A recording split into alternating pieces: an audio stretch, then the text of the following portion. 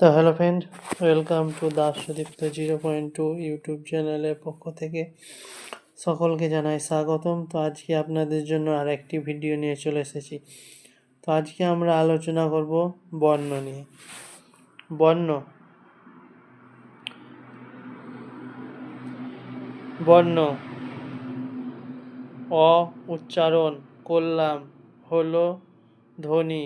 ধ্বনি বা আওয়াজের সামান্য সামান্য সময় থাকে না। ধ্বনি বা আওয়াজ সামান্য সময় থাকে না। মানুষ ধ্বনিকে অনেক দিন স্থায়ী করার জন্য এক এক ধরনের ধ্বনির ক্ষেত্রে এক এক ধরনের সংকেত চিহ্ন ব্যবহার করতে শেখে। এই সংকেত চিহ্নই হলো বর্ণ। যেমন অ কে বিশেষ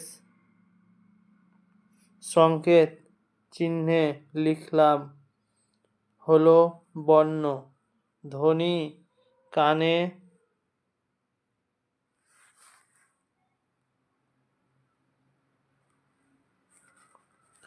ধ্বনি কানে শোনা যায় আর বর্ণ চোখে দেখা যায়।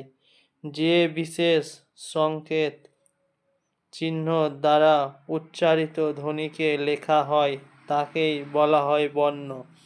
যে বিশেষ সংকেত চিহ্নের দ্বারা উচ্চারিত ধ্বনিকে লেখা হয় তাকেই বলা হয় বর্ণ।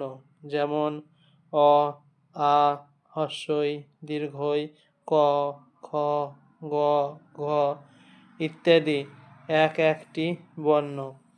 আগেই আমরা জেনেছি স্বরধ্বনি ও ব্যঞ্জনধ্বনির কথা। সংকেত চিহ্নে ওই দুই ধরনের ধ্বনি লেখার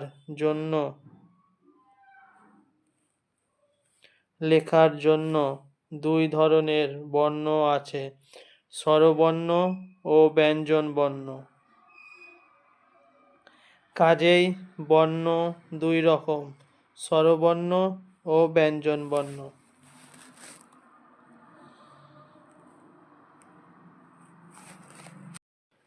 তো ফ্রেন্ড, আজকের ভিডিওটা এই পর্যন্তই। ভিডিওটি ভালো লাগলে অবশ্যই চ্যানেলটিকে সাবস্ক্রাইব ও শেয়ার করতে ভুলবেন না। দেখা হচ্ছে পরবর্তী ভিডিও। ততক্ষণের জন্য সবাই ভালো থাকবেন, সুস্থ থাকবেন।